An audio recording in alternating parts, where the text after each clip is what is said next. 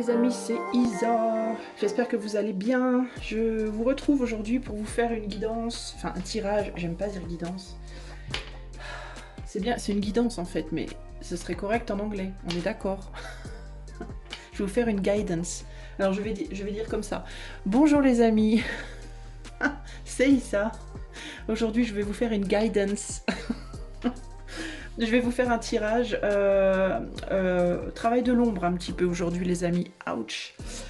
Oui, c'est un tirage qui peut éventuellement piquer. Alors j'aurais mis un petit triangle jaune dans les choix pour s'il y a vraiment un des choix qui est particulièrement piquant, d'accord. Si c'est doux, je mettrai pas. Si c'est chorizo plutôt doux, je mettrai rien. Si c'est chorizo ultra fort, je mettrai un warning, une mise en garde entre guillemets. Alors la question du jour, ça va être de savoir qu'est-ce qui a été ancré à l'intérieur de vous, qu'est-ce qui vous a été éduqué, qu'est-ce qui vous a été inculqué, qu'est-ce que vous avez entre guillemets infusé à l'intérieur de vous au cours des années, par vos parents, par la société, par je sais pas moi, des épreuves qui vous sont arrivées, des choses qu'on vous a fait, voilà, qui vous plombent véritablement, et comment ça impacte votre relationnel, comment ça vous empêche en réalité de trouver l'abondance relationnelle que vous cherchez. Alors on va pas nécessairement parler ici que d'amour romantique, on va parler vraiment relationnel, c'est-à-dire dans vos amours certes, mais que ce soit en amour, sur le plan amical, sur le plan familial ou autre, ok. On va aller voir comment est-ce que vous êtes plombé sur le plan relationnel, par quoi, d'accord. Donc vos choix du jour, ça va être la carte 1, ennui, trouble, la carte 2, enfin le choix de stabilisation, et le choix 3, commerce. Ok? Donc choix 1, choix 2, choix 3. Je vous laisse choisir. Vous pouvez mettre en pause si vous n'avez pas assez de temps. Moi, je vais directement passer au choix 1. Salut à toi mon ami qui a fait le choix numéro 1. Donc la carte ennui, trouble. On va aller voir pour toi aujourd'hui qu'est-ce qui a été infusé en toi, qu'est-ce qui a été placé entre guillemets en toi, qu'est-ce qui t'a un petit peu pourri, hein. On a une pomme pourrie ici, enfin elle n'est pas pourrie mais il y a un verre dedans quoi. Quel est le verre dans ta pomme?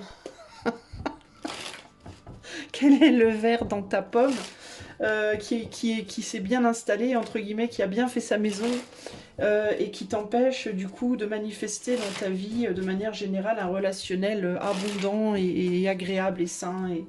Voilà, qu'est-ce qui te pollue, toi, choix 1. Allez, on a un 9 de pentacle, on a un as de coupe, on a le mât, on a le 2 d'épée, le 4 de coupe et l'ermite. Alors, je te demande un instant, je replace mes cartes pour que tu les vois bien, enfin en tout cas mieux. Hop, voilà. Alors...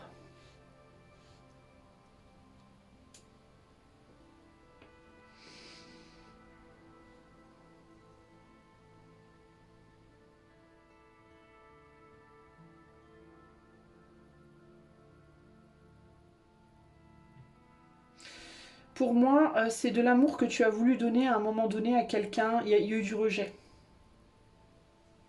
Je pense qu'il y a eu du rejet. Il y a eu un besoin à un moment donné, on dirait, toi, choix 1, de guérir une forme d'instabilité. On n'a pas voulu... c'est comme si tu avais eu à un moment donné dans ta vie, alors ça peut être dans ton enfance ou ça peut être dans ta vie, hein, à toi de voir comment ça te parle, on est en collectif les amis. Mais j'ai l'impression qu'à un moment de ta vie, tu aurais eu besoin de direction, tu aurais eu besoin de guidance, enfin, d'être guidé. D'être canalisé, voilà. Il y a quelque chose comme ça. Il y a un besoin qui aurait dû être canalisé chez toi qui ne l'a pas été. Tu as été en recherche, en demande à un moment donné de ta vie de ça. Je pars dans tous les sens et j'aurais besoin de quelqu'un qui me canalise, qui m'ancre, qui me stabilise, et tu n'as pas trouvé cette aide-là. Tu l'as pourtant demandé auprès d'une ou des personnes qui étaient stables, qui étaient capables de se canaliser, de se stabiliser, etc. Mais on t'a refusé ça d'une certaine manière. La raison pour laquelle on te l'a refusé, c'est parce que je pense que les personnes, enfin là où les personnes vers qui tu es venu chercher cette, cette stabilisation, cette espèce d'ancrage-là, elles ont pensé que ta nature à toi, c'était ton instabilité. Que ta nature à toi, c'était précisément d'être libre, d'être instable, d'être changeant ou changeante, de faire ce que tu voulais quand tu voulais. T'as été, en fait, ce qui s'est passé pour toi, choix 1, j'ai l'impression, c'est on t'a encouragé dans un côté extrêmement immature, en fait, d'une certaine manière, dans un côté totalement détaché, immature, dans l'image du fou, véritablement. On a encouragé ta folie un peu trop, voilà, on va dire ça comme ça, concrètement. Ta folie en termes de commencer un truc à droite, et puis commencer un truc à gauche, et puis partir en diagonale, et puis... euh, alors, est-ce que ça a été parce qu'on a vu quelque chose dans ça qui était important ou de valeur, ou est-ce que ça a été par flemme avec ce 9 de Pentacle? Ça peut être les deux. Mais il y a quand même une connotation ici un peu flemmarde, un peu oui, bon, c'est pas grave. Une tendance un peu à se dire c'est pas grave, quoi. C'est pas grave, ça ira comme ça ira. Il y a un côté un peu comme ça, comment dire, désengagé. Comme si on n'avait pas conscience de l'impact que ça pourrait avoir plus tard. En fait, je pense que toi, la problématique pour toi, choix 1, c'est un côté, c'est pas grand-chose, et puis, là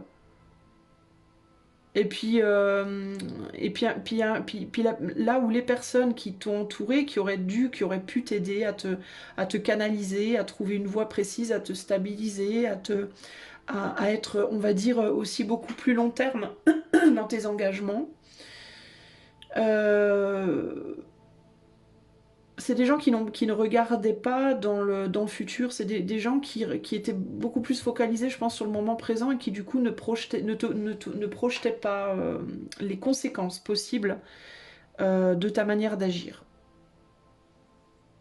Du coup, aujourd'hui, on peut te le reprocher. On peut te reprocher, choix 1, aujourd'hui, d'être trop détaché, d'être trop autonome comment te dire, pas autonome, mais d'être trop autosuffisant, autosuffisante, détachée des autres un peu, et un peu foutiste en termes de peut-être une trop grande capacité justement à tout plaquer comme ça du jour au lendemain et à partir et à faire ton truc sans te soucier de l'impact que ça peut avoir autour de toi.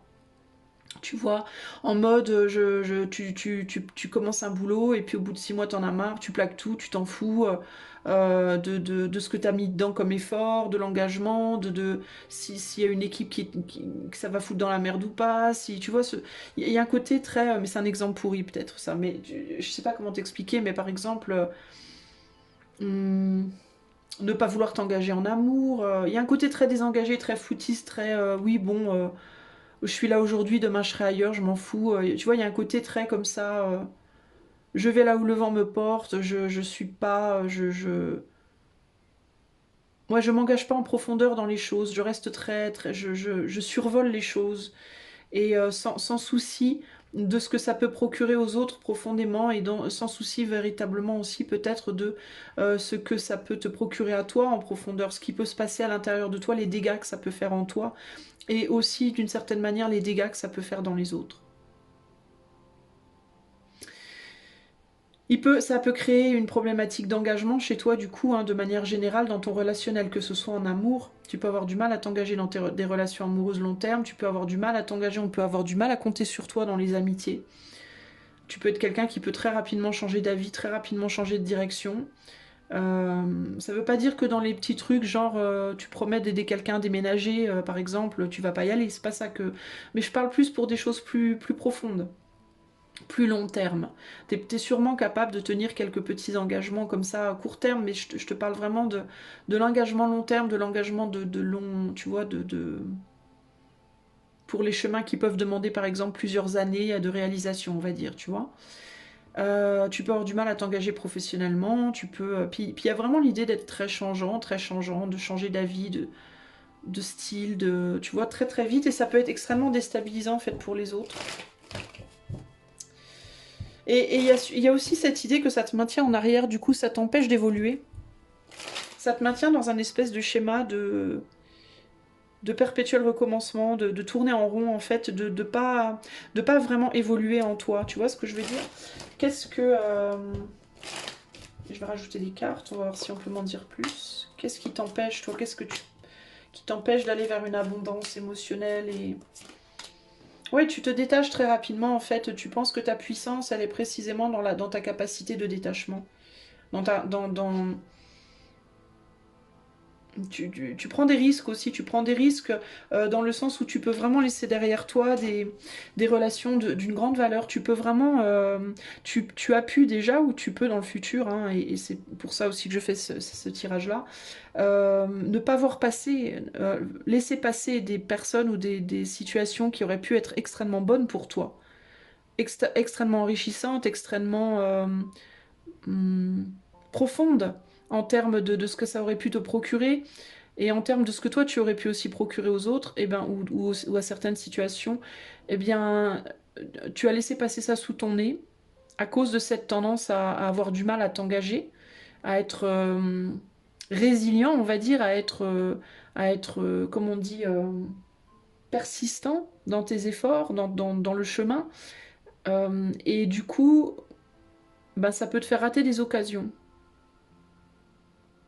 Typiquement, tu peux ne pas vouloir t'engager en amour avec quelqu'un, cette personne finira par exemple par te quitter, parce que cette personne elle aura envie de s'engager, et tu vas pas te rendre compte que la personne qui t'a quitté, c'est quelqu'un qui est génial, quoi, qui est top, avec qui tu aurais pu, ou tu pourrais, ou tu aurais pu faire quelque chose d'extraordinaire. Tu vois ce que je veux dire? Bon, ça veut pas dire que ça se représentera pas, hein. Il y a des personnes qui vont être top pour toi dans le monde, il y en a plein, hein. Il y en a pas qu'une. Mais tu vois ce que je veux dire? Du coup, ça te fait perdre du temps, en fait, ça te fait perdre ton temps.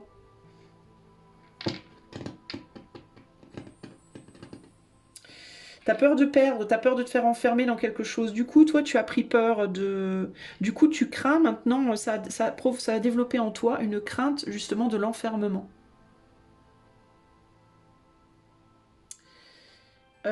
Là où les personnes qui auraient dû te faire grandir par rapport à ça, qui auraient dû peut-être te pousser un petit peu plus à être un peu plus cadré et consistant, consistante, eh bien ces personnes-là, elles l'ont peut-être fait pour d'autres, mais pas pour toi. Tu vois? Alors peut-être parce qu'elle l'avait déjà fait pour d'autres et que ça les avait fatigués, il y a pu avoir une forme de lassitude.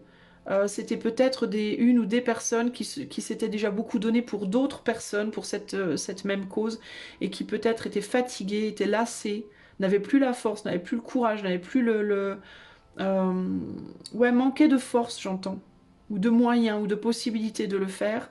Et ben du coup, toi, ça t'a pas été donné. Voilà. Je pense que c'est des personnes qui ont été drainées. Alors si c'est un parent, c'est une mère par exemple, parce que j'ai vraiment l'idée de la mère là qui ressort, mais ça peut être aussi une ex, hein, euh, ou des ex. Eh ben t'as pu avoir une mère qui a beaucoup donné de sa personne avant de t'avoir par exemple, et au moment où elle t'a eu, bah, elle n'avait pas la force de lutter contre toi, quoi, contre ton énergie qui est très puissante. Tu as une énergie extrêmement puissante. Tu pouvais être typiquement quelqu'un qui était très agité. Alors moi, les trucs ADHD, machin, TikTok, machin, truc, je sais, les tocs, les tics, les je sais pas quoi, j'y connais que dalle, ça m'agace. Il faut le moindre pépin aujourd'hui a une maladie, un nom, enfin bon bref. Je sais pas si c'était Asperger, HDHD, HP, je sais pas quoi. Je m'en fous en fait. Pour moi, j'ai envie de dire, tu débordais d'énergie et t'étais probablement extrêmement agité quand t'étais enfant. En mode tu courais partout, t'étais peut-être très bruyant, t'avais tout le temps envie de faire quelque chose, tu étais peut-être dans beaucoup de demandes, dans une forte demande d'action tout le temps, voilà. Et la personne que tu avais en face de toi en tant que parente, je pense qu'elle était démunie face à ça parce que je pense que à ce moment de sa vie, je pense que c'était quelqu'un qui était déjà très fatigué, qui était fatigué en fait, qui avait déjà beaucoup donné, peut-être avec ton père ou ta mère, si on parle de ton père, peu importe, mais avec d'autres membres de la famille peut-être, ou dans son passé. Mais c'est quelqu'un qui était, quand tu es arrivé, je pense, toi, en manque de... qui avait perdu certains repères, qui savait plus trop où elle allait dans sa vie, qui était peut-être un peu paumée, qui bataillait avec des manques intérieurs de stabilité en elle-même. Tu vois, c'était une personne qui... Ou alors ça peut être une ex ou un ex, ou tu vois. Mais en tout cas, c'est quelqu'un qui, sur le plan émotionnel, ne t'a pas transmis cette stabilité. Voilà, qui n'a pas su te dire à un moment donné, mais vas-y, arrête quoi de courir partout, stabilise-toi. Enfin, c'est quelqu'un qui n'a pas su te canaliser. Voilà, te canaliser.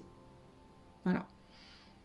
Et le truc, c'est que du coup, ça t'a un peu autorisé. C'est comme si on t'avait du coup un peu lâché la bride.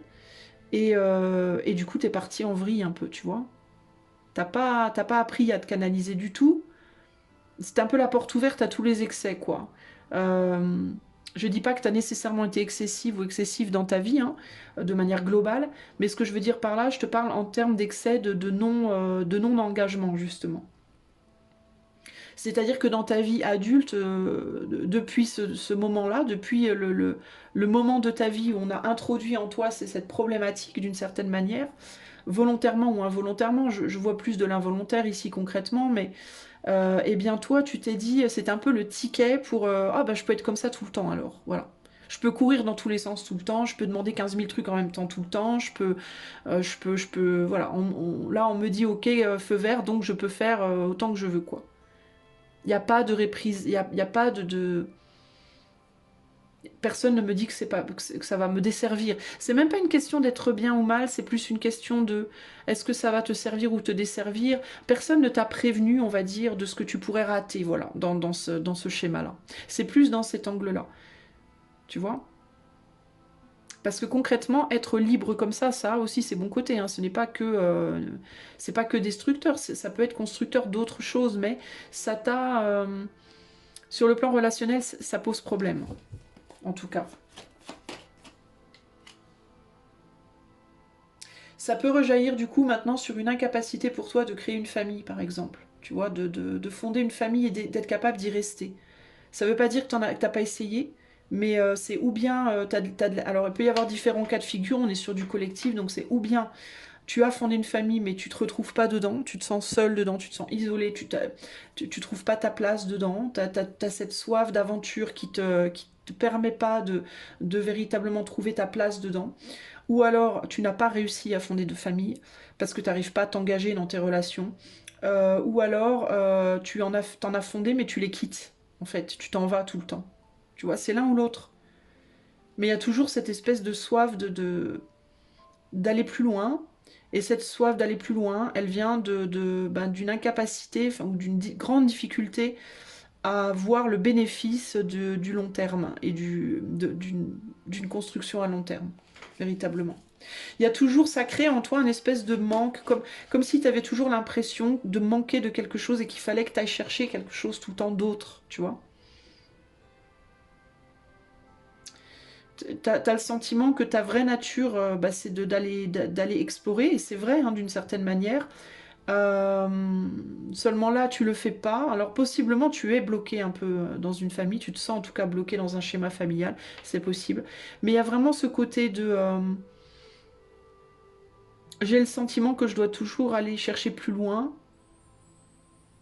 Et je vois pas le bénéfice d'en être empêché. Je ne vois pas le bénéfice de la stabilité, en fait.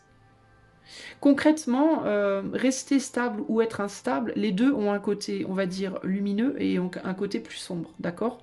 Mais toi, dans ta situation personnelle, ce qui pourrit un peu ta vie à l'heure actuelle, en tout cas, ça peut être vraiment ce côté-là. Ce côté, si tu savais voir le bénéfice de l'implication à long terme, tu serais pas dans une souffrance présentement, possiblement, ou bien une solitude parce que tu n'arrives pas à construire, ou alors tu as construit mais tu te sens seul parce que tu as l'impression que tu rates des trucs, ou tu vois ce que je veux dire? Si on t'avait appris à être aussi stable qu'instable, finalement, eh ben t'aurais pas cette souffrance-là. Pourquoi je fais cette guidance, ce tirage aujourd'hui? Parce que c'est important pour toi de savoir, parce que ce qu'on voulait te dire, c'est ce que tu pourrais aussi, toi, du coup, transmettre à tes propres enfants ou à d'autres personnes. En mode, moi je suis comme ça, la vérité c'est comme ça. Attention, ce qu'on t'explique ici, c'est C'est bien de transmettre les côtés positifs et lumineux de cette façon d'être, mais il faut que toi, tu apprennes à voir aussi le côté positif et lumineux de la stabilité et du travail à très long terme, parce qu'il faut que tu sois capable de transmettre aux autres les deux côtés de la pièce. Tu comprends ce que je veux dire? Pour que les gens qui viennent derrière toi, que ce soit tes enfants, si tu en as aussi un jour t'en as, ou que ce soit tes amis, ta famille, les gens que tu rencontres, euh, pour que ce que tu leur transmets toi soit équilibré, soit les deux côtés de la pièce et pas juste un côté de la pièce. Pour, euh, pour te retirer d'une forme d'extrême et te remettre dans un équilibre. Mais il faut d'abord que tu le comprennes en toi-même. Que tu comprennes que c'est bien aussi et c'est extrêmement satisfaisant également de travailler sur quelque chose sur le long terme. Euh, Ça t'apprend des choses aussi que tu n'apprends pas quand tu es sur du court terme. Voilà. Ça t'enrichit d'une façon différente qu'il faut que tu découvres en réalité et qu'on n'a pas su te montrer. Il faut que tu fasses ce voyage-là intérieurement, toi. Ouais, tu vois, je te parlais des deux côtés de la pièce. Voilà. Il faut que tu arrives à avancer dans ta vie future euh, plus dans le mental et moins dans le cœur, c'est-à-dire plus dans quelque chose de raisonné, raisonnable et moins dans quelque chose de trop spontané. Tu vois, il y a un besoin d'apprendre à ne pas partir, justement, à ne pas quitter. Et ça, c'est difficile. Conclusion pour le choix 1. Conclusion pour le choix 1, s'il vous plaît, par rapport à cette question-là. Amour, affection, joie. Il faut apprendre à aimer. Mais pour moi, il faut apprendre à aimer en profondeur. On a un énorme cœur ici. Il y a un besoin d'apprendre aussi, peut-être, on a des roses roses, je note, donc l'amour tendre. On a vraiment cette idée ici d'amour passionné versus amour tendre. Peut-être que toi, si tu es coincé à l'heure actuelle, si tu es, entre guillemets, hein, coincé dans un couple, par exemple, où tu ne te sens pas bien, et où tu te dis, j'ai qu'une envie, c'est de me barrer, on te dit c'est peut-être pas forcément la meilleure chose à faire, parce que si tu pars, tu vas peut-être retrouver une passion derrière, comme tu aimes, mais tu n'apprendras jamais l'amour tendre. Et l'amour tendre, c'est l'amour long terme. Tu vois, c'est pas l'amour sexualisé. C'est plus l'amour sexualisé. Ça veut pas dire qu'il y aura pas de sexualité, hein, mais c'est plus l'amour sexualisé. C'est de l'amour tendresse. Et cet amour-là, il a aussi sa grande valeur. Mais toi, tu peux pas le savoir parce qu'on te l'a jamais vraiment inculqué. Tu as toujours vécu passionnément, je pense, depuis très longtemps. T'as connu un peu que ça, en fait. Et on t'a jamais appris l'amour tendre. Tu vois, il y a un côté comme ça ici. Et il faut que tu le découvres en réalité. Donc si tu te sens un peu coincé dans une situation affective où tu te sens mal, c'est parce qu'on essaye de t'apprendre l'amour tendre. Ça ne veut pas nécessairement dire que tu seras toujours dans cette relation, que tu y resteras toute ta vie. Mais ça veut dire que tant que tu l'auras pas appris, on va peut-être pas te laisser partir cette fois. La vie, entre guillemets, va peut-être pas t'autoriser trop à partir. Parce qu'on voudrait que tu continues ton cheminement de vie, justement, avec cette notion d'amour tendre bien apprise, bien intégrée. Pour que peut-être, si ça marche pas avec cette relation-là, ben dans la prochaine relation, tu puisses justement l'intégrer et intégrer aussi bien l'amour-passion que l'amour tendre dans la prochaine. Si c'est pas avec celle-là, peut-être ce sera avec celle-là. Mais si c'est pas avec celle-là, ben peut-être que dans la prochaine, du coup, si tu l'as appris dans celle-là, tu pourras peut-être l'intégrer dans la prochaine. Tu comprends? Voilà pour toi, choix numéro 1, ce que je peux te dire en collectif. Si tu aimerais que je fasse ce tirage pour toi en privé, tu peux faire des demandes d'infos par les liens qui sont dans les commentaires. Et si tu aimes ma chaîne et que tu apprécies ce que je fais, tu peux liker, partager, t'abonner, commenter ou faire un don par le lien PayPal qui est dans la description de la vidéo. Je te fais des gros bisous et je te dis à bientôt. Ciao, ciao. Salut à toi mon ami qui a choisi le choix numéro 2. C'est parti, on va aller voir qu'est-ce qui a été placé en toi, entre guillemets, quel est le petit verre dans ta pomme qui te pourrit la vie et qui t'empêche de... Enfin, qui pose problème au niveau relationnel. Qu'est-ce qu'on t'a inculqué, toi? Qu'est-ce qui t'a été inculqué, entre guillemets, que ce soit par tes parents, par des relations passé ou autre, qui pourrit un peu, qui t'empêche d'aller vers des relations, on va dire, humaines de manière générale, peu importe le domaine, abondantes et agréables et saines, et etc. Alors, pour le choix 2, on a la lune, on a les amoureux, enfin l'amoureux, la lune, l'amoureux, l'étoile, ouh là là, on est vraiment dans l'éther là, on est dans le rêve là, le pendu, le 4 de bâton et le cavalier de denier. Bon, alors, qu'est-ce qu'on me dit? Je te demande un instant.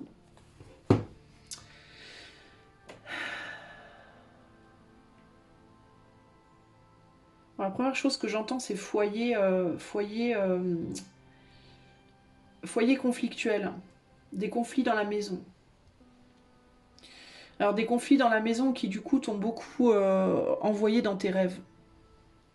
Pour ne pas subir je pense, une tension ambiante, quelque chose de lourd. Je pense que tu as été dans un foyer où il y avait une tension, où il y avait de la lourdeur, et ton échappatoire, toi, a peut-être été de te réfugier dans tes rêves, justement, beaucoup. Donc tu peux être quelqu'un qui, de manière générale, a une tendance à pas mal échapper la réalité, à beaucoup te réfugier dans tes rêves quand tu te sens pas bien dans ta vie, on va dire, éveillée, entre guillemets, dans ta vie, voilà, projetée. Euh,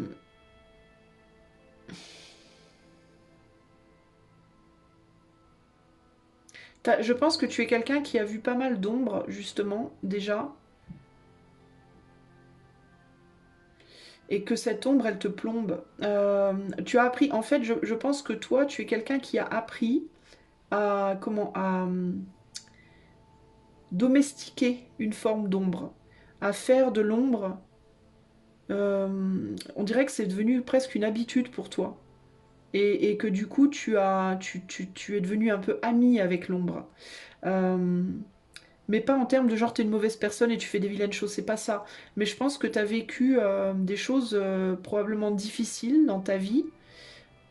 Je pense que c'est pas tellement toi nécessairement qui a vécu des choses dures, encore que ça a pu être, mais c'est plus que tu as été autour de personnes, je pense, qui étaient très sombres et qui projetaient beaucoup leur ombre.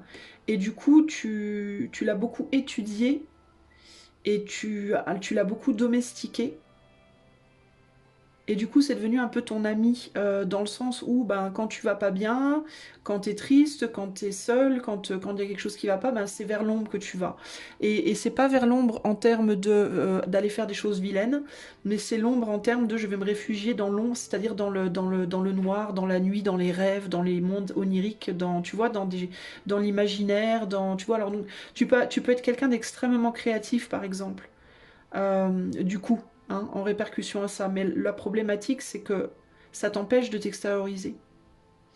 Il est possible que dans ta vie à l'heure actuelle, tu sois dans une phase comme ça, une phase où tu sois entouré d'une ou plusieurs personnes qui projettent beaucoup leur ombre. Et on peut dire qu'en ce moment, particulièrement dans le monde de manière générale, les gens projettent énormément leur ombre. Et en réaction à ça, toi, ce que tu vas faire, c'est que tu vas te réfugier dans la tienne en fait. Tu vas aller chercher bah, ce monde rassurant. Et ce monde rassurant, c'est le monde de tes rêves. C'est les mondes oniriques. Et du coup, là où ça pose problème, c'est que du coup, tu ne vas pas te projeter dans la lumière. Tu vas pas te mettre en lumière. Tu vas pas dans la vraie vie faire des choses concrètes. Ça te ralentit énormément pour aller matérialiser des choses concrètes dans ta vie de manière générale. Donc toi, ah, en fait, tu vois, c'est intéressant parce que je ressens beaucoup de douceur chez toi. Je pense que tu es une personne douce,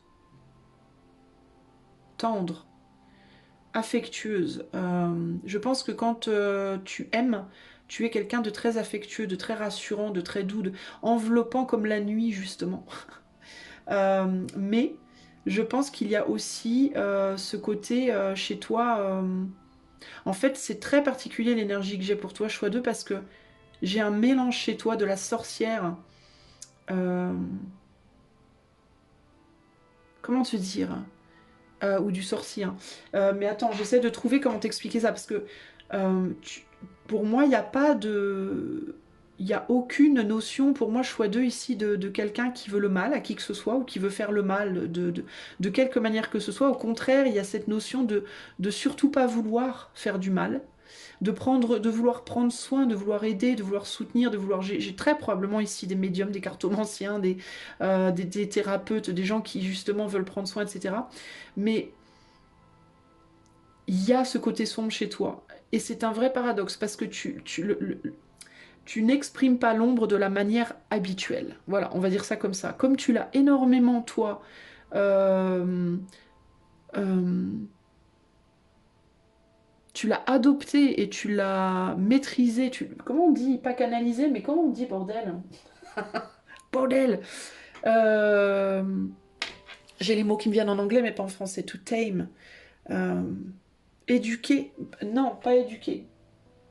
Je l'ai dit tout à l'heure le mot en plus, hein. Apprivoiser, voilà, voilà, apprivoiser. Comme tu as su apprivoiser cette ombre, c'est comme quelqu'un qui... c'est comme la... Comment t'expliquer? C'est comme la femme qui va tomber amoureuse du vampire, c'est comme la personne qui va avoir de la compassion pour son bourreau, c'est comme, tu vois, tu l'as tellement apprivoisé cette ombre en toi-même, chez les autres et chez toi, que tu as du mal à rejeter, et déjà quand tu la vois chez quelqu'un, tu as du mal à rejeter la personne parce que tout de suite tu vas tomber dans la compassion, tu vas tomber dans la compréhension. Par exemple, si tu as quelqu'un en face de toi qui est meurtrier, eh ben, tu vas être la personne qui va dire oui, mais oui, oui, certes, c'est pas bien, oui, je comprends, mais en même temps, il faut regarder d'où cette personne vient, il faut regarder qu'est-ce qui a nourri ce côté-là chez elle, et puis voilà, le côté destructeur, c'est aussi créateur. Tu vas être quelqu'un qui va euh, caresser le chien méchant, quoi. Tu vois ce que je veux dire? Et devant lequel, et le pire, c'est que devant toi, le chien méchant va se calmer, tu vois? Il va faire ah, ah, ah. Tu vois ce que je veux dire? D'ailleurs, tu attires probablement des gens, du coup, assez sombres dans ta vie. Que ce soit en amitié ou en amour, tu peux être entouré de personnes dont l'ombre est forte, justement, et qui vont être probablement pas mal rejetées par rapport aux autres. Tu peux attirer des gens, je sais pas moi, des gens qu'on qualifierait de marginaux, par exemple, beaucoup, parce qu'ils savent, ces gens-là, ils sentent instinctivement que toi, tu vas les accepter, que toi, tu vas les comprendre, que toi, tu vas ou t'ouvrir d'une manière où les autres ne s'ouvriront pas. Alors c'est bien, mais en même temps, la problématique, c'est que tu as cette espèce d'ambiguïté en toi énergétique, qui du coup va... la problématique, c'est du coup, ça va attirer à toi beaucoup de gens qui vont avoir des tendances un peu de profiter un peu de toi, de te la faire à l'envers, de trahir, tu vois, parce que c'est des gens qui sont dans leur ombre.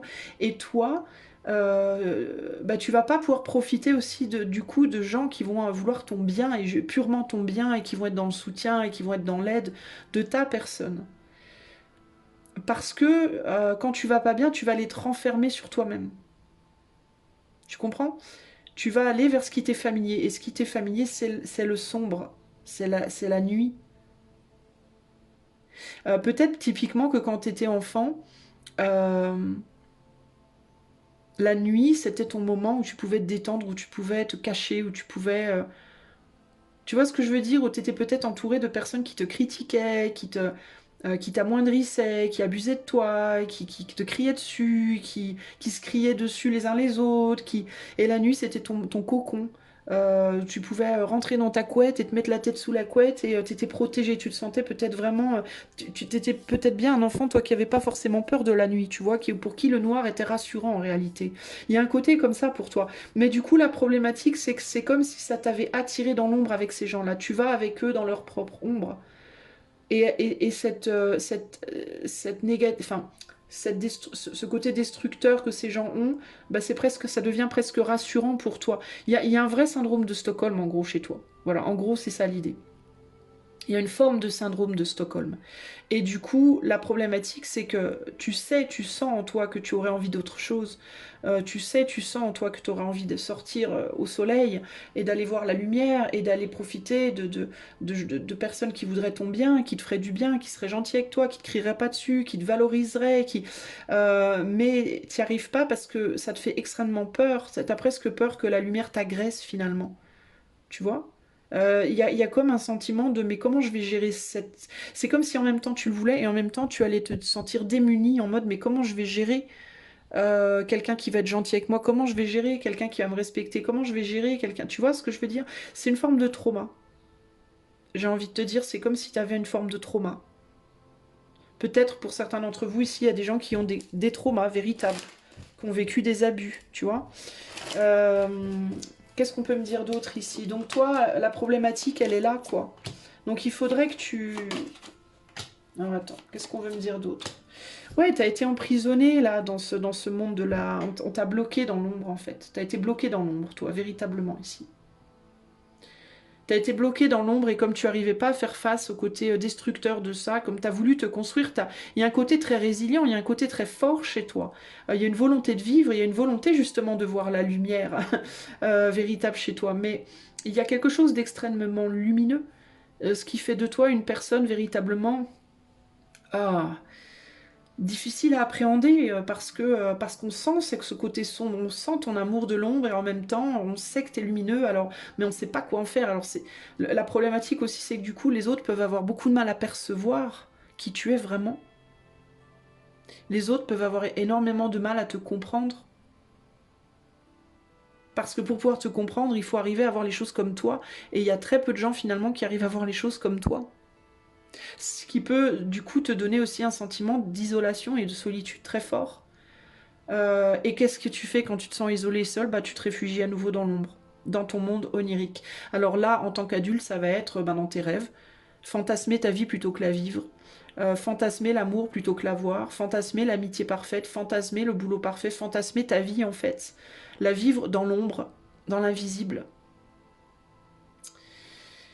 Euh, voilà. Du coup, bah, ça te prive de certaines opportunités. Ça te maintient comme enchaîné dans une cave alors que tu devrais te délier les mains et sortir dans le jour, dans le monde et aller justement nourrir le monde de cette manière de voir les choses. Parce que c'est une manière par contre de voir les choses extrêmement riche, d'accord? Être capable de voir la lumière dans l'ombre, c'est extrêmement difficile. Toi, tu as été obligé de le faire en fait. Tu as été la lumière dans l'ombre véritablement. C'est pour ça d'ailleurs que tu attires ces gens-là, parce que tu es la lumière dans l'ombre. Tu es la personne qui va dans l'ombre, qui est bien dans l'ombre et qui brille dans l'ombre. Et donc on vient vers toi. Les mouches, les moustiques et les insectes viennent vers toi. Ils sont attirés par toi. Mais toi, tu voudrais bien attirer autre chose que des insectes. C'est ça la problématique. Et tu as du mal à le faire. Mais la lumière dans l'ombre peut également être une lumière dans la lumière. Tu peux également... tu te sentirais pas mal en fait dans la lumière puisque tu es une lumière. Tu vois ce que je veux dire? Alors certes, on a besoin de toi. On va te dire peut-être... Et ça c'est le côté très constructif de la chose. C'est que on a besoin de lumière dans l'ombre. Alléluia, merci d'être là. Toi qui écoutes choix numéro 2, ben merci d'exister. Parce que sans toi, on serait bien dans la merde. Véritablement. Euh, Donc oui, on a besoin de ta lumière, certes, mais la problématique c'est que quand tu es trop dans l'ombre, la lumière au bout d'un moment elle s'éteint, elle s'affaiblit. Et pour se rallumer, il faut retourner dehors, il faut retourner dans la lumière pour aller chercher de la lumière et revenir dans... Tu peux revenir dans l'ombre de temps en temps, mais il faut que de temps en temps tu sortes dehors pour aller chercher cette lumière et la ramener. En fait, toi, on te dit, il faut que tu saches aller dehors, aller au soleil, prendre la lumière et la ramener dans l'ombre, et retourner au soleil, reprendre de la lumière, la ramener dans l'ombre. Et là, à l'heure actuelle, tu es complètement bloqué. Tu as du mal à en sortir parce que tu n'as jamais appris à faire autrement. Il te faut apprendre à faire autrement. Comment faire autrement? En allant réaliser tes rêves, en allant matérialiser tes rêves. Tu l'as possiblement déjà fait dans ta vie, ou pas. Mais si tu l'as pas déjà fait, il faut le faire. Et si tu l'as déjà fait, tu peux être dans une période à l'heure actuelle où tu es à nouveau enfermé dans l'ombre et on te demande de sortir et d'aller chercher la lumière en matérialisant tes rêves, en allant chercher du bonheur pour toi, un peu. Tu vois? Tu fais peur aux autres, de manière générale. Tu fais peur parce que tu as une puissance. Je te dis, tout le monde n'a pas cette capacité d'aller mettre de la lumière dans l'ombre. C'est extrêmement rare, très sincèrement. Et, euh, et ça fait très peur. Ça fait peur aux autres. Tu vas faire notamment très peur aux gens qui sont tout le temps dans la matérialisation extérieure et qui n'ont jamais connu l'ombre. Tu vois? Et à qui l'ombre fait extrêmement peur. Toi, tu as la capacité, en fait, tu as une très très grande capacité de réalisation parce que tu as la capacité d'amener les personnes qui sont dans l'ombre vers la lumière et tu as également la capacité d'amener les personnes qui sont d'amener la lumière vers l'ombre. Donc tu as une capacité de médiateur ou de médiatrice. Tu as probablement des grandes capacités de médiation dans ta vie. Tu es quelqu'un probablement qui peut te sentir à l'aise aussi bien avec les traits pauvres qu'avec les traits riches, aussi bien avec les traits cultivés que les traits non cultivés, incultes, avec toutes sortes de personnes, de toute religion, de toute origine, de tout niveau de vie, de tout... Voilà, tu es quelqu'un qui peut facilement naviguer partout parce que encore que tu peux naviguer facilement partout, mais tu as du mal à t'entourer de gens qui vont te faire du bien. Tu as tendance à te faire bouffer, voilà. Ça, c'est la vraie problématique. Et à l'heure actuelle, tu es en retrait. Et justement, tu vois, tu es dans l'ombre. C'est ce que je te dis, tu es dans l'ombre. Tu es bien dans ton ombre. Et on te dit, toi, il faut que tu apprennes à sortir dans le soleil un peu, à voir la lumière. Alors, il est possible aussi, pour choix 2, que tu sois l'inverse radical. C'est-à-dire que tu sois quelqu'un qui soit tout à fait capable, qui a toujours été mis dans la lumière. Hein. À l'inverse, qui a toujours été mis dans la lumière, qui a toujours été porté par les autres, qui a toujours été encouragé, qui a toujours été soutenu, mais que du coup, tu as une grande difficulté à aller voir l'ombre. C'est-à-dire à t'approcher de ça. Auquel cas, on va te dire, alors à toi de voir dans quel côté tu te situes, mais auquel cas, on va te dire, il est peut-être temps maintenant d'aller un peu plus dans tes mondes oniriques, d'aller voir un peu ce qui se passe à l'intérieur de toi, et un petit peu moins à l'extérieur, tu vois. Alors, conclusion pour le choix 2 ici. Alors attends, je vais rajouter... non, je sens que je n'ai pas besoin pour toi. Sens du sacrifice. Qu'est-ce que je viens de te dire?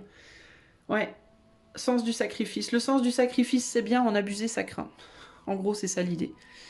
Le sacrifice, c'est bien, en abuser, ça craint. Et on voit que le chien, tu vois, je te parlais d'un chien noir tout à l'heure. Je te disais, le chien noir, tu l'as apprivoisé. Et regarde, le chien noir, il est apprivoisé, il t'apporte un petit mot doux.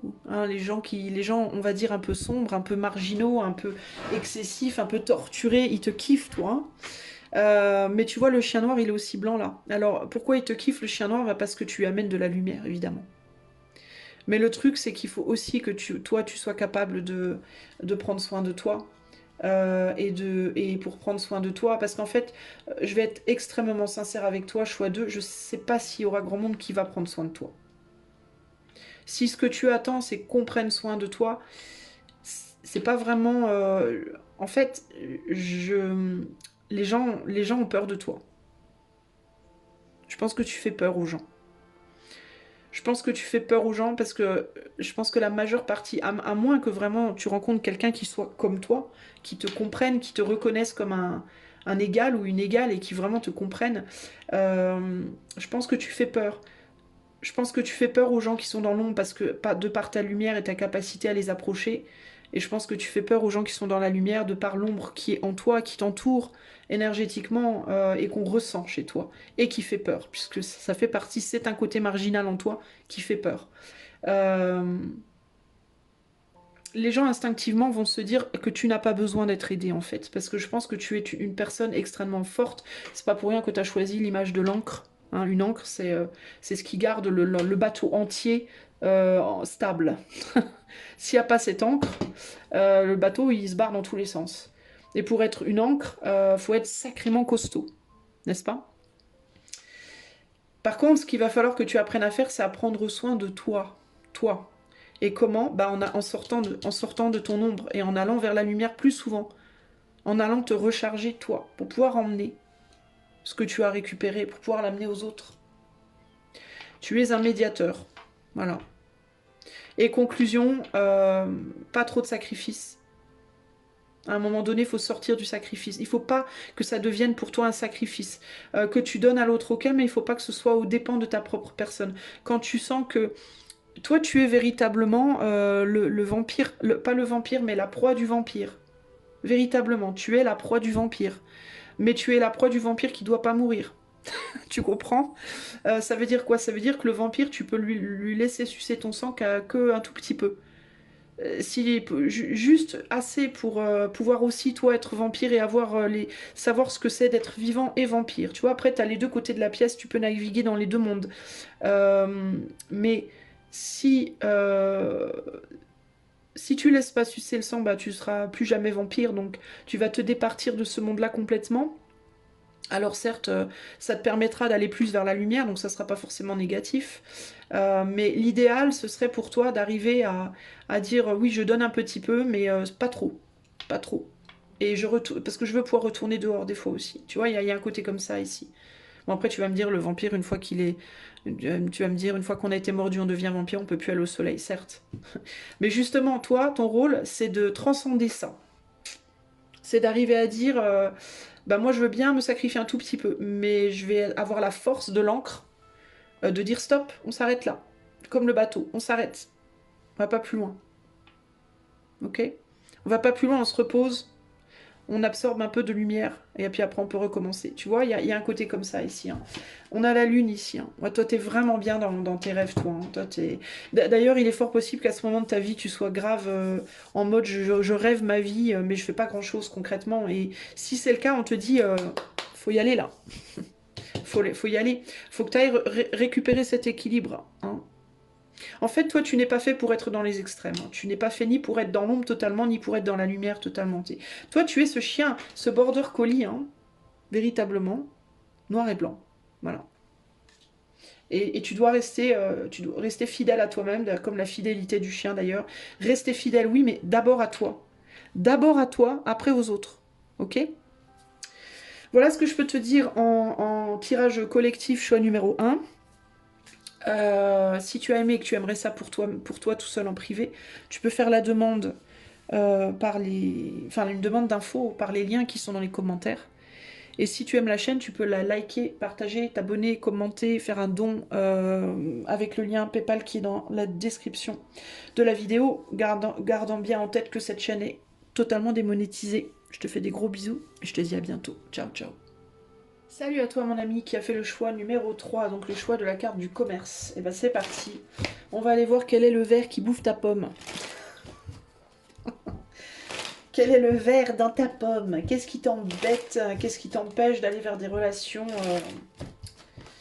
dans tous les domaines relationnels abondantes, fructueuses, saines, etc. etc. Qu'est-ce que tu transmets aussi potentiellement aux autres, du coup, de par ce verre qui pourrit ta pomme, choix numéro 3. Alors, c'est parti. On a le 7 de bâton, on a l'as d'épée, on a la tempérance, on a le valet d'épée, le 3 de bâton et le 1. Elle a voulu sortir, on va la garder, la petite. Et le 5 de bâton. 3 de bâton, 5 de bâton. Il y a quelque chose de très...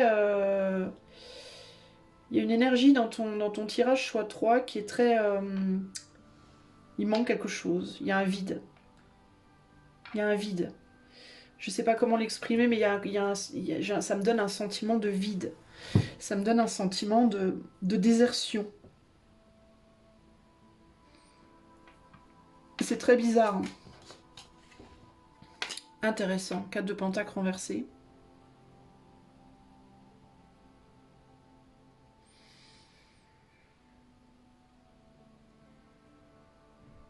Manque de communication.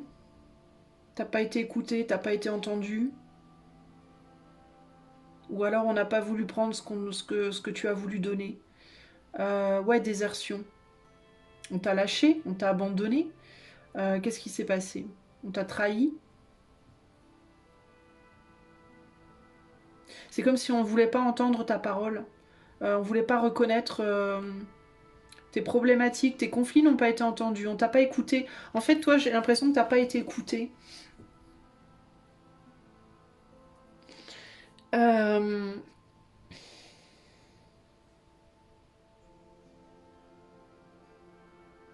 Et du coup, tu t'es démerdé tout seul ou toute seule avec tes problématiques. C'est un peu ça l'idée. J'ai le sentiment aussi que la raison pour laquelle on a du mal à t'écouter, c'est parce que ta voix est forte. Alors, ou bien tu as une voix qui porte véritablement, au sens propre, ou alors ça peut être parce que quand tu exprimes tes émotions, tu les exprimes de manière extrêmement dure, extrêmement violente.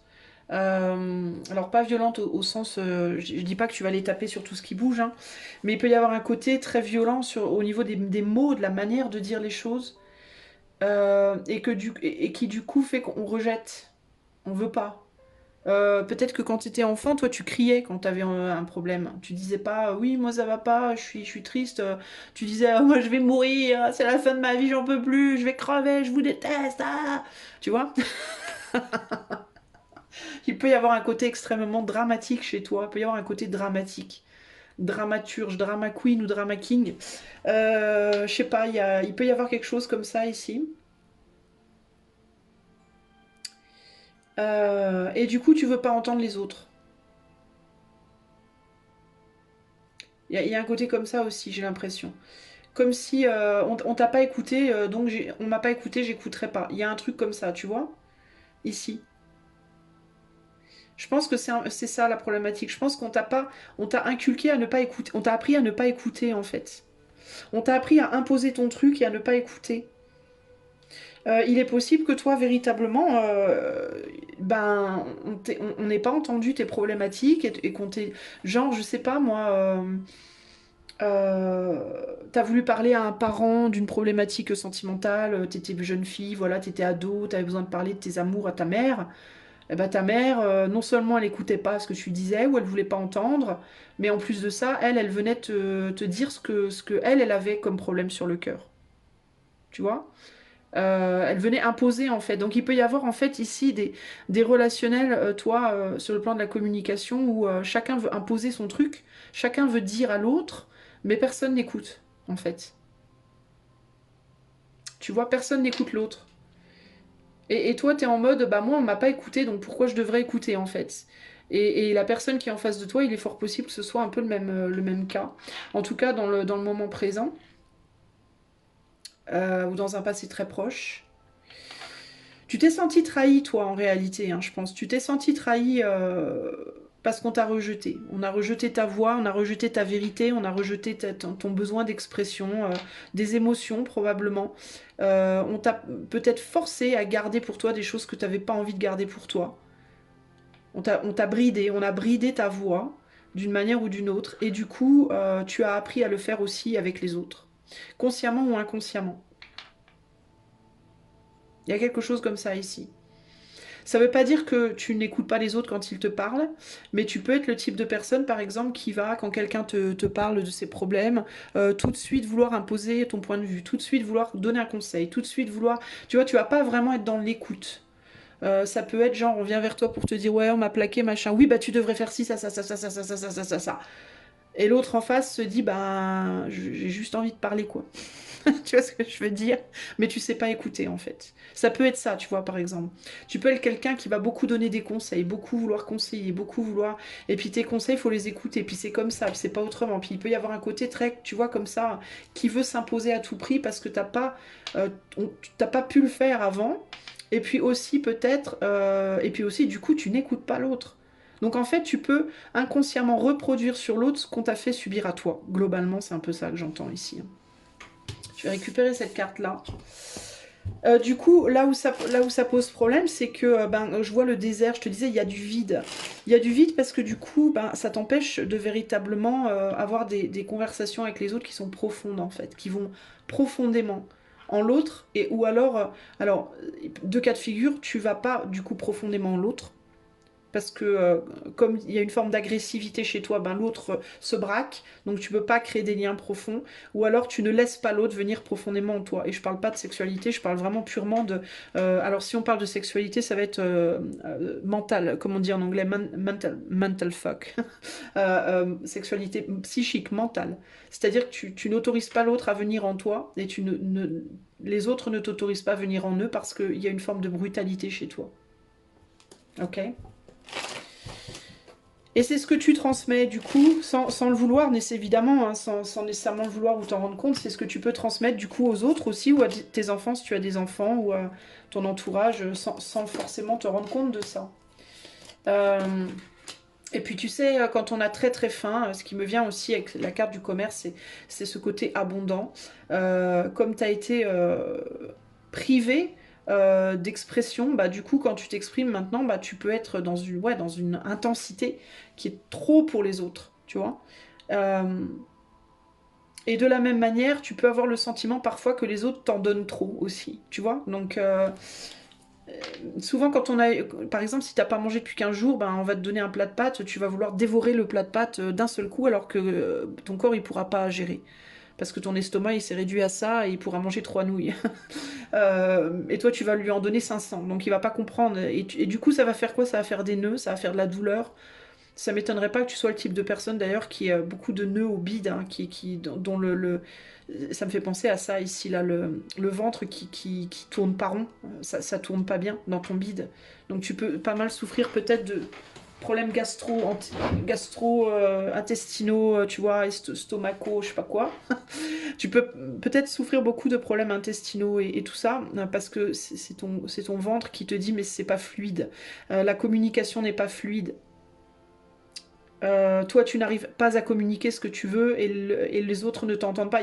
Je pense que concrètement, tu as un vrai problème de communication. En gros, c'est vraiment ça. Euh,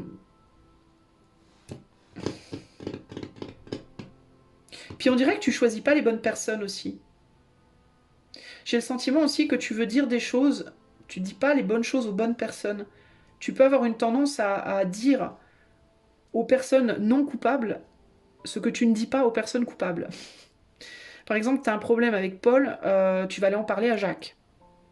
Mais tu vas pas le dire à Paul.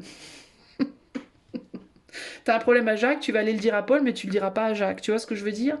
Mais ça vient pas d'un mauvais fond, c'est une peur, c'est de la crainte. Parce qu'il y a cette crainte toujours d'être rejeté, peut-être d'être critiqué aussi. Parce que je pense qu'au-delà du fait qu'on t'ait pas laissé nécessairement t'exprimer, je pense que les rares fois où tu as pu le faire, tu as sûrement été beaucoup critiqué pour tes idées, pour tes pensées, tu vois, et du coup tu n'oses pas. Alors tu peux avoir aussi tendance à aller dire à droite ce que tu dois dire à gauche et à gauche ce que tu dois dire à droite, tu vois ce que je veux dire. Ce qui crée aussi autour de toi des conflits. Donc ça peut créer aussi des conflits relationnels entre les gens autour de toi. Donc ça fout la merde concrètement dans tes relations. Ça fout la merde dans tes amitiés, dans ta famille, dans tes amours, tu vois. Et tu peux être perçu d'ailleurs comme quelqu'un qui est faux ou fausse, comme une traîtresse ou un traître ou quelqu'un qui ment ou qui manipule alors que c'est pas vrai. Enfin, c'est pas ce que tu veux concrètement. Concrètement, toi, tu fais au mieux avec ce que tu as appris et on t'a pas appris bien. On va dire ça comme ça. Euh, Ouais, et du coup, tu peux être pas mal rejeté. Il peut y avoir aussi ici une idée de... Alors, tu peux toi-même te mettre dans le rejet, c'est-à-dire dans des situations de groupe, tu peux avoir une tendance toi-même à te mettre en retrait du groupe, à ne pas participer aux conversations, à ne pas parler, à ne pas t'exprimer, ou alors au contraire, on peut te rejeter parce que tu veux trop le faire. En gros, il y a une vraie problématique de trop parler ou pas assez. Voilà, ouais, tu peux être vu comme un semeur de troubles ou une semeuse de troubles dans les relations. Mais c'est pas ta faute. Enfin, c'est pas ta faute. Tu le sais pas forcément, t'es pas forcément au courant de tes schémas. Si tu es au courant de tes schémas, c'est un petit peu ta faute, parce que ça veut dire que tu es au courant, mais tu fais rien pour véritablement essayer de changer les choses. Ça sera pas ta faute si là tu découvres, si là tu dis ah ouais putain, je me suis pas rendu compte. Là du coup ça sera pas ta faute. Mais là du coup ce qu'on te demande de faire, c'est de mettre de la mesure. Bah, c'est déjà d'apprendre à aller dire à Jacques ce que tu penses de Jacques, à aller dire à Paul ce que tu penses de Paul, à pas aller dire à Paul ce que tu penses de Jacques et à pas aller dire à Jacques ce que tu penses de Paul. Tu vois ce que je veux dire? Donc déjà il y a cette idée de tu dois dire ta problématique avec la personne en question, tu dois la dire à la personne en question. Déjà. Et ne surtout pas aller la dire à d'autres personnes que la personne en question. Parce que ça va t'attirer des pépins. Ok? Première chose. Deuxième chose, il faut que tu apprennes à mesurer ta manière de dire les choses. Alors, je sais, c'est beaucoup de travail, hein, mais je te dis ce qu'il faut faire pour dénouer cette situation si tu te reconnais évidemment dans ce tirage. Ça veut dire quoi? Ça veut dire quand on dit les choses, on les dit calmement, on lève pas la voix, on n'agresse pas l'autre, et puis on y va doucement. On cherche pas à tout déballer comme ça d'un seul coup. Il y a l'idée qu'il faut toujours que tu gardes à l'esprit que la personne qui est en face de toi, elle ne ressent pas ce que tu ressens. Elle ne ressent pas l'intensité que tu ressens. Et elle va pas forcément être capable de la prendre comme toi, tu as envie de la donner. Donc il y a un besoin de mesure. Véritablement, toi, la tempérance, ça devrait être ta carte centrale ici. Mesure. Ne surtout pas fuir la nécessité de dire à la personne concernée ce que tu as à lui dire. Donc, en fait, on te demande d'être franc ou franche, de ne surtout pas parler des autres, d'une personne à de tierces personnes. Tu le fais pas parce que tu veux semer la merde, tu le fais parce que tu as besoin de te décharger d'émotions qui te pèsent. Et comme tu n'arrives pas à l'affronter, la personne en question, bah, tu vas la décharger ailleurs parce que juste tu as besoin de le faire. Le problème, c'est que ça donne énormément de négativité. En fait, tu transmets beaucoup de choses à des personnes qui n'ont rien demandé et à qui ça n'appartient absolument pas. Et en même temps, tu résous pas le problème qui doit être résolu et tu vas créer des conflits entre des tierces parties qui n'ont rien à foutre dans l'histoire.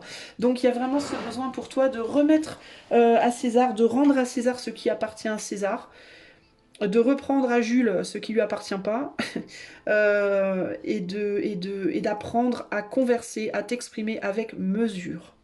Voilà. C'est-à-dire on évite les grosses colères, on évite le drama, le côté dramatique. C'est-à-dire de prendre un truc comme ça puis de le transformer en un truc comme ça. On évite tout ça, quoi.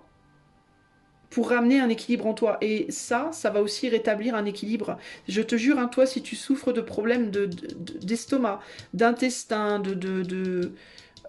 gastro, enfin voilà, si tu es très souvent constipé ou au contraire tu as la diarrhée ou tu vois ce genre de conneries là, il y a de fortes chances que ta manière de communiquer soit la clé de la résolution de tes problèmes. Ok? Ouais, regarde, voilà. Attention à ce que tu véhicules à droite et à gauche. Attention de ne pas te trahir toi-même. Attention de ne pas trahir les autres et te trahir toi-même de par une incapacité à gérer ta communication, ta manière de communiquer. Vraiment, c'est très important pour toi, choix numéro 3. Alors, conclusion pour le choix 3. Nouvelle rencontre, oisiveté, créativité. Le jardin. Bah, moi, ce que je retiens surtout le jardin ici et le fait de cultiver. Conclusion, attention à ce que tu cultives. Quelles fleurs tu vas faire grandir dans ton jardin? Attention avec les nouvelles personnes que tu rencontres à ce que tu vas cultiver. Que ce soit en amour, que ce soit amicalement, que ce soit professionnellement. Tu sèmes des graines à chaque fois que tu parles aux gens. Tu sèmes des petites graines partout. Et si dans ton jardin il ne pousse que des vilaines fleurs carnivores noires, c'est que tu sèmes pas peut-être des très bonnes graines. Par contre, si dans ton jardin tu as des jolies fleurs de toutes les couleurs, des champs, des prés, des villes, des tout ça, c'est que tu fais un plutôt chouette boulot. Donc il va falloir que tu fasses très attention à ce que tu sèmes par la communication. Toi, c'est vraiment par la communication. Ouais, et regarde ce qu'on a en dos. On a la flatterie, les intérêts personnels, l'ingéniosité, tout ça. Fais gaffe. Parce qu'on va te voir aussi comme le jardinier que tu es, ou la jardinière que tu es, n'est-ce pas? Donc si tu vas semer des graines toutes pourries, tu vas avoir des fleurs toutes pourries, c'est-à-dire que tu vas récolter des embrouilles concrètement. Et en plus, on va se méfier de toi. Et il va y avoir une grande méfiance par rapport à toi. On va pas vouloir te donner beaucoup d'amour. On va se méfier de toi parce qu'on va voir les fleurs que tu fais pousser. Tu vois? Et on va se dire, waouh, j'ai pas très envie d'aller les renifler, celle-ci, quoi. Il me vient l'idée ici de ne pas pouvoir sentir quelqu'un, tu vois. Donc attention à ça et attention aussi du coup au type, c'est ce qui me vient là aussi, au type de personne que tu vas attirer à toi. Parce que encore une fois, tu vas semer des graines, tu vas faire pousser des fleurs et les fleurs que tu vas faire pousser vont attirer un certain type d'animaux, une certaine faune. Si tu sèmes des graines de fleurs de mensonges, de fleurs de trahison, de fleurs de papotage, de fleurs de médisance, de fleurs de pseudo-violence, eh ben, tu vas attirer des gens qui aiment ça aussi et qui vont faire ça avec toi. Et ben, ça va pas améliorer ta situation. Tu comprends? Si tu médites, tu vas attirer des médisants. Et si tu attires des médisants qui vont médire avec toi, vous allez attirer toujours plus de médisance. Et ça va être un panier de crabes innommable. Donc attention à ça, ok? Voilà ce que je peux te dire. Alors il y a aussi évidemment cette transmission, toujours parce que c'est un peu la base de la guide du tirage global, de ce que tu cultives en toi, tu vas aussi le diffuser. Donc si tu ne veux pas apprendre à tes enfants, apprendre à ton entourage, tes amis, ta famille, etc. à se comporter comme ça, bah, il va falloir que tu sois l'ouvrier de ta propre vie, entre guillemets, et un tout petit peu de la leur, dans le sens où on enseigne beaucoup plus par l'exemple que par le mot. Euh, Tes enfants, si tu leur dis faut pas médire, et qu'ils te voient le faire, ils vont apprendre à le faire parce qu'ils vont pas écouter tes mots, ils vont regarder tes actes. De la même manière que tes amis, ta famille et toute autre personne autour de toi en fera de même. Donc si tu veux élever des enfants non médisants, avoir un entourage non médisant, il te faut le pratiquer, pratiquer ce que tu prêches, entre guillemets, pour que ça se reflète aussi dans la société, dans ton contact direct, les gens qui t'entourent de manière directe. Ok? Voilà, choix 3, c'est tout ce que j'ai à dire pour toi, en collectif en tout cas. Si tu veux quelque chose de plus privé, tu peux faire une demande d'infos par les liens qui sont dans les commentaires. Et sache que cette chaîne est entièrement démonétisée, donc si tu veux offrir ton soutien, tu peux liker, partager, t'abonner, commenter ou faire un don PayPal avec le lien, ou PayPal ou autre, avec le lien qui est dans la description de la vidéo. Je te fais des gros bisous et je te dis à bientôt. Ciao, ciao.